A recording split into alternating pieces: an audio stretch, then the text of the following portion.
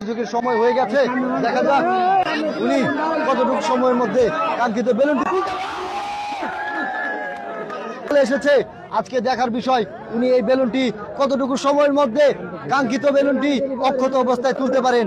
এত অপেক্ষমান রয়েছে একটি রাইস কুকার। দর্শক, আমাদের এবারে প্রতিযোগী কিন্তু মিস করে ফেলেছেন, উনি কিন্তু হয়ে গেছেন ডিসকোয়ালিফাইড এবং ওনার এই দর্শক এবারে কিন্তু আমাদের আরেকজন প্রতিযোগী চলে এসেছে, দেখা যাবে বেলুনটি উনি অক্ষত অবস্থায় সবচেয়ে ভাই বেলুনটি আমরা অবশ্যই আপনার কাছে খুব কম সময়ের মধ্যেই চাই। আপনারা দেখতে পাচ্ছেন এবারে কিন্তু আমাদের জুয়ান মিস করে ফেলে এসেছে।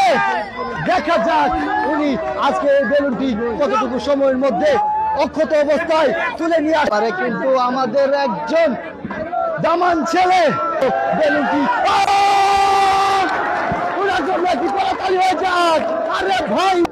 এবার দেখা যাচ্ছে উনি ভেবেছিলাম এবার তুলেই ফেলবেন, অবশেষে উনি কিন্তু কাঙ্ক্ষিত বেলুনটি মাত্র 57 সেকেন্ডের মধ্যে তুলতে পেরেছেন। চলে আসবেন এদিকে, প্রতিযোগী নেমে গেছে, দেখা যাক উনি এই বেলুনটি কতটুকু সময়ের মধ্যে তুলতে পারে অক্ষত অবস্থায়। দর্শক আপনারা কিন্তু দেখতে পাচ্ছেন উনি কিন্তু একবারে হিমশিম অবস্থায় অবশেষে মিস করে ফেলেছেন। আমরা চলে যাব পরবর্তী আরেকজন, এবং যে আজকে সবচাইতে কম সময়ের মধ্যে এই বেলুনটি অক্ষত অবস্থায় তুলতে পারবে সে কিন্তু হয়ে যাবে আমাদের বিজয়ী। দর্শক আপনারা দেখতে পাচ্ছেন আমাদের এবারের প্রতিযোগী কিন্তু অনেকক্ষণ যাবত চেষ্টা করে যাচ্ছে, দেখা যাবে উনি ওনার কাঙ্ক্ষিত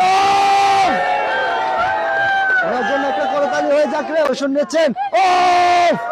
অবশেষে কিন্তু উনি খুব কম সময়ের মধ্যে কিন্তু আপনাকে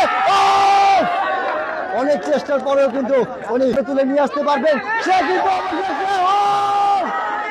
দর্শক আপনারা দেখতে পাচ্ছেন আমাদের এবারের প্রতিযোগী কিন্তু মিসকি অক্ষত অবস্থায় ফিরিয়ে নিয়ে আসতে পারবে, সেই হয়ে যাবে আমাদের বিজয়ী।